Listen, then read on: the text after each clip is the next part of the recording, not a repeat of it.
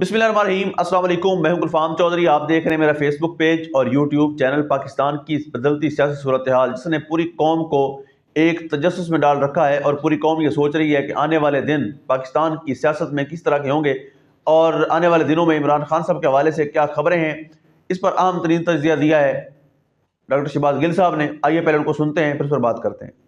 सबसे पहली खबर मिलिट्री कोर्ट्स। जी हां, आज मिलिट्री कोर्ट्स के नाम पर कौम को एक बार फिर बेवकूफ बनाने की कोशिश की गई है, धोखा देने की कोशिश की गई है। आज माफीनामे के नाम पर 19 लोगों को मिलिट्री कोर्ट्स में से रिहा किया गया। उनमें से कई अपना दिमागी तवाज़ुन खो बैठे हैं, कईयों की जिस्मानी हालत बहुत ही खराब है। लेकिन चौधरी साहब ने, पाकिस्तान के मिलिट्री ज़राए ने ना सिर्फ उनको 2 साल ना हक जेलों के अंदर रखा, बल्कि आज उनके जाली किस्म के माफीनामे जो हैं वो भी जारी किए। एक तरफ कहा जा रहा था कि रहम की अपील, जी हां, एक तरफ कहा जा रहा था कि आर्मी चीफ ने रहम की अपील मंजूर की है। रहम कौन सा?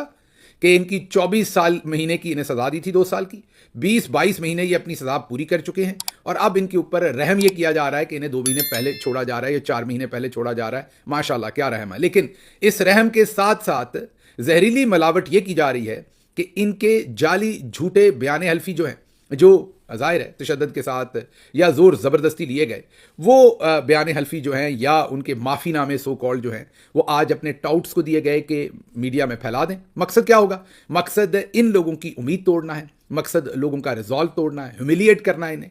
जो पाकिस्तान तहरीक इंसाफ का मोरल है उसे कमज़ोर करना है, कौम के मोरल को कमज़ोर करना है। और ये लोग जो जेलों से बाहर निकल के आ रहे हैं ताकि ये अपनी सेल्फ इस्टीम और इंटेग्रिटी के साथ जी ना सकें, इनकी जो सेल्फ रिस्पेक्ट है उसको मजरू करना है, इनके इमेज को जो है वो तार तार करना है। ये वो सारे घनौने मकासद थे जिनके लिए आज एक तरफ तो क्लेम किया जा रहा था कि रहम की अपील के बाद इन 19 लोगों को रिहा किया जा रहा है, लेकिन दूसरी तरफ बहुत ही घटिया और गलीज प्रोपेगेंडा किया जा रहा था कि टाउट्स को, अपने टाउट्स को इस्टेब्लिशमेंट के जराए जो हैं वो ये झूठे बयान हल्फी दे रहे थे। अब सबसे पहले तो ये जानना ज़रूरी है कि आज सब कुछ यकायक क्या हुआ है। मतलब पहले आपने देखा कि 20 अफराद को छोड़ा गया, फिर 25 अफराद को सजाएं दी गई, फिर 60 अफराद को सजाएं दी गई। अब उनमें से आपने देखा कि 19 को माफीनामा देकर, जिनको 2-2 साल की कैद दी थी, उनको आज रिहा किया गया। तो ये जल्दी किस चीज़ की है?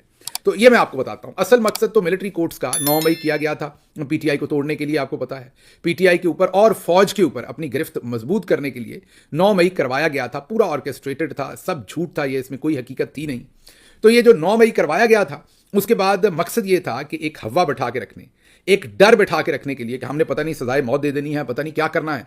तो एक डर बैठाने के लिए 9 मई के इन तमाम लोगों को जेलों में रखा गया था। याद कीजिए, सुप्रीम कोर्ट ऑफ पाकिस्तान ने जस्टिस इजाजुल एहसन की सरबराही में उस बेंच ने कहा था सिविलियन का मिलिट्री ट्रायल नहीं हो सकता।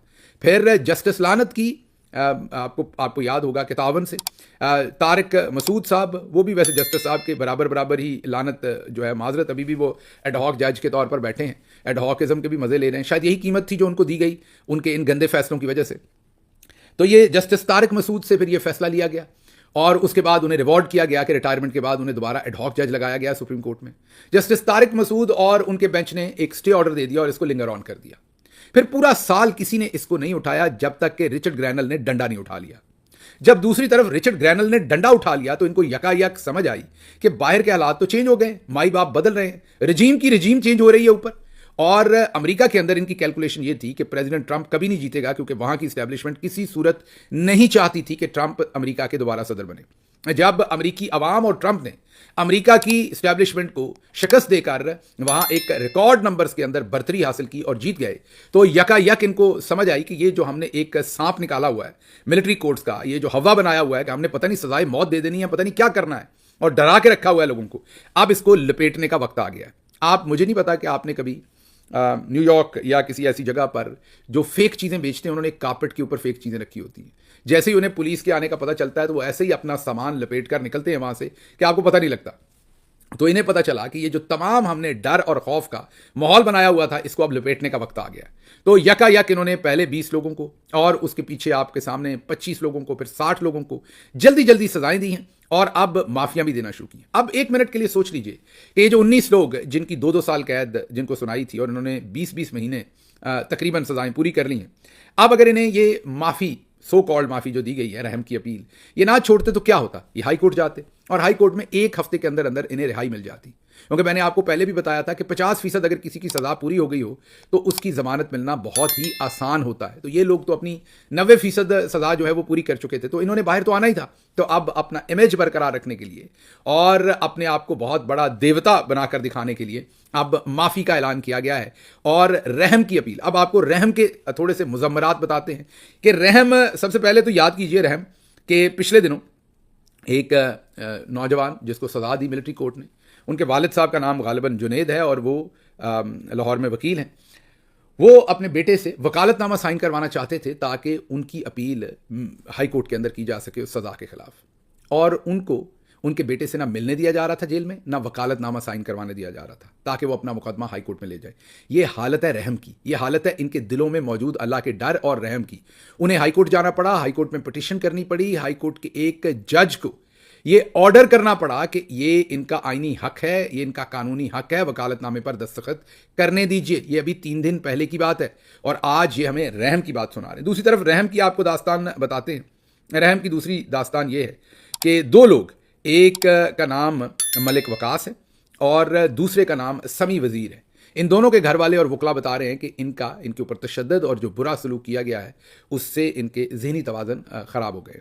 ये दिमागी तौर पर अब दुरुस्त हालत में नहीं है, इनको छोड़ा गया है, इनको कोई अपनी होश नहीं है और एक को तो बिस्तर पर, हॉस्पिटल के बिस्तर पर ही उसके लवाहिकीन के हवाले किया गया है। तो दूसरी तरफ रहम की सूरत हाल ये है। मैंने आपको दोनों चीज़ें बताई।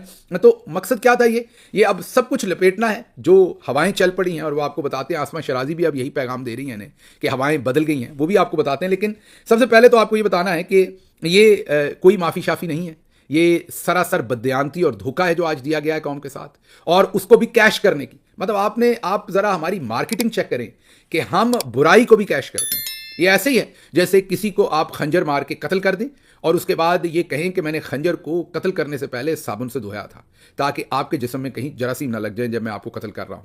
ये इस तरह की मार्केटिंग करते हैं कि आपके साथ बदतरीन जुल्म करके भी माफ़ीनामे अब किए जा रहे हैं। इन लोगों की ज़िंदगियां तबाह करके, इनके ख़ानदानों की ज़िंदगियां तबाह करके आज बता रहे हैं कि जनरल आसिम मुनीर साहब ने इनको माफ़ कर दिया है, जबकि हमने आपको बताया कि ये माफ़ी होनी थी, अब हाई कोर्ट से इनकी जान छुट जानी थी। लेकिन मकसद क्या था इन जाली झूठे वकालतनामों का? मकसद था, मैंने जैसे आपको बताया, कि इनके रिजॉल्व को तोड़ना, इनको दूर करना। अब जरा गौर से देखिए, आपके सामने ये तस्वीर और कुछ वीडियोस दिखा रहे हैं आपको। ये लोग जैसे ही रिहा हुए हैं, इन्होंने दोबारा इमरान खान जिंदाबाद के नारे लगाए। ये वहीं खड़े हैं जहां ये खड़े थे। आप इन्हें 2 साल बदतरीन तशद्दुद करके कईयों के दिमागी तवाज़ुन तो आपने छीन लिए, कईयों के जिस्मों को तो आपने लागर कर दिया, लेकिन इनके रिजॉल्व तक आप ना पहुंच सके। और ये लोग आज भी भरपूर तरीके से इमरान खान के साथ खड़े हैं। हालांकि हमारे बहुत सारे ब्यूरोक्रेट, बहुत सारे जनरल जो हैं, जैसे ही रिटायर्ड होते हैं अरबों रुपया लेके दूसरे मुल्कों में शिफ्ट हो जाते हैं और अपने मुल्क से, अपनी उस ऑर्गेनाइजेशन से नाता तोड़ लेते हैं। इनको देखिए, ये जेल से रिहा हुए हैं और आज भी ये मुकम्मल तौर पर इमरान खान के साथ खड़े हैं। दूसरी बात, माफ़ीनामे जारी करके इनको बेइज्जत करने का मकसद था, इनकी इज्जत छीनने का मकसद था।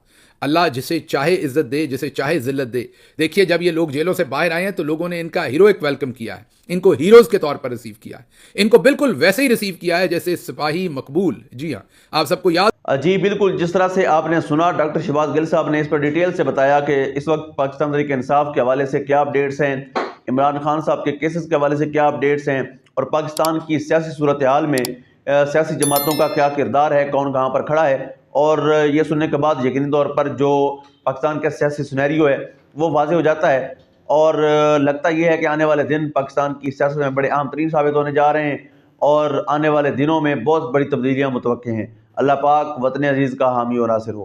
पाकिस्तान जिंदाबाद।